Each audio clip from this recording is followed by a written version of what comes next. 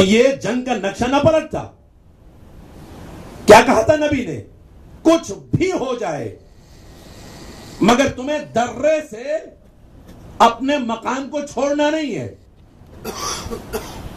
جتنا بھی مال غنیمت ہوگا جو سب میں تقسیم ہوگا وہ تمہیں بھی ملے گا. نبی کے اتنے وعدے کے باوجود بھی کیسے افراد تھے کہ جنہوں نے نبی پر یقین نہیں کیا. اور جو نبی پر یقین نہ کرے تو اس کے ایمان کی کیفیت نبی جانے خدا جانے، ہمیں فیصلہ کرنے کا کیا حق ہے. لیکن نتیجہ کیا نکلا؟ جب پسپائی کی طرف لشکر اسلام چلا گیا، لوگوں نے راہ فرار اختیار کی. پیغمبر اسلام نے امیر المومنین سے سوال کیا، علی جب سب چلے گئے تو تم کیوں نہیں گئے؟ مولا کا ایک جملہ آج کی پوری تاریخ پر بھاری ہے. آج تک اللہ کے حبیب کیا ایمان کے بعد کفر اختیار کر لیتا؟ یعنی یہ مولا واضح فرما رہے ہیں کہ جہاں ایمان ہوتا ہے وہاں استقامت ہوتی ہے، راہ فرار نہیں ہوتا ہے. اور جہاں کفر ہوتا ہے وہاں استقامت نہیں ہوتی ہے، راہ فرار اختیار کیا جاتا ہے. صلوات بر محمد و آل محمد.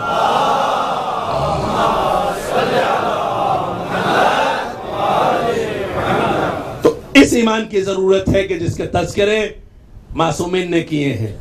اور یقیناً اگر یہ ایمان پایا جاتا ہے تو آج بھی ایسے افراد آپ کی نگاہوں کے سامنے ہیں کہ جنہیں بڑی بڑی قوتیں ہلا نہیں پا رہی ہیں، چاہے حکومت کی صورت میں ہوں اور چاہے گروہ کی صورت میں ہوں. کسی بھی صورت میں بڑی بڑی طاقتیں جن سے حکومتیں خائف ہوتی ہیں مگر یہ افراد خائف نہیں. وہ کون سی قوت ہے کہ جو انہیں اتنا قوی بنائے ہوئے، انہیں اتنا مضبوط بنائے ہوئے ہے؟ تاریخ کربلا میں بھی دوسری جانب ہزاروں کی تعداد میں یا لاکھوں کی تعداد میں لشکر ہے، مگر ادھر فرزند زہرا کی طرف کتنے افراد ہیں؟ بہت مختصر ہے نا. پھر بھی کوئی خوف ہے، کوئی ڈر ہے؟ کسی ایک نے بھی یہ کہا ہو فرزند پیغمبر مجھے اجازت دے دیجئے میں جانا چاہتا ہوں؟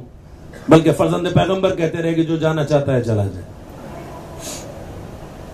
جو ہمیں چھوڑ کر جانا چاہتا ہے، اپنی زندگیاں بچانا چاہتا ہے، وہ جس طرف جانا چاہے چلا جائے. اگر دن میں جاتے ہوئے شرمندگی کا احساس ہوتا ہے تو شب تاریک میں چلا جائے. گئے چھوڑ کر چاہنے والے، جبکہ یہ یقین ہے کہ اگر جنگ ہو گئی تو یہ زندگی ختم ہو جائے گی.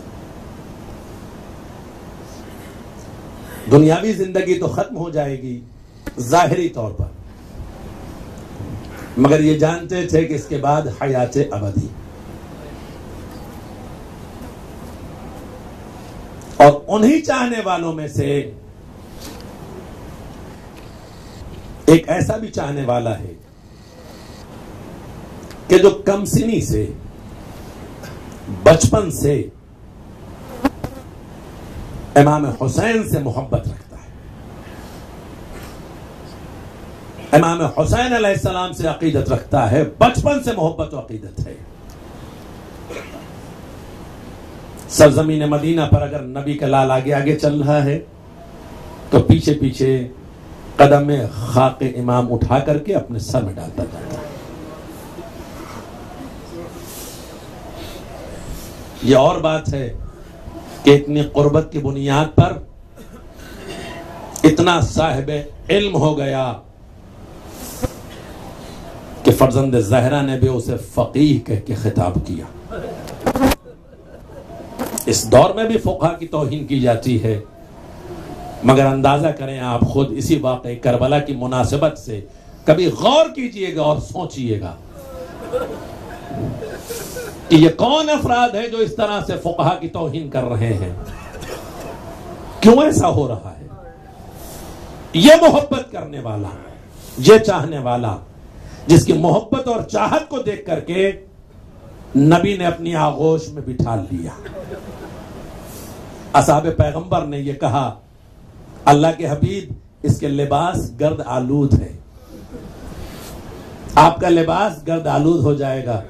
کہا تم اس کا گرد دیکھ رہے ہو, جو منظر میں دیکھ رہا ہوں وہ تم نہیں دیکھ رہے ہو. یہ وہ چاہنے والا ہے جو میرے لال پر اپنی زندگی قربان کر دے گا. کم سنی میں, بچپنے میں جس کا یہ مزاج اور یہ انداز رہا ہو, حبیب ابن مظاہر. جب تک مدینے میں رہے, مدینے سے کوفے آ گئے, اور کوفے آنے کے بعد جب نبی کا لال وارد کربلا ہوا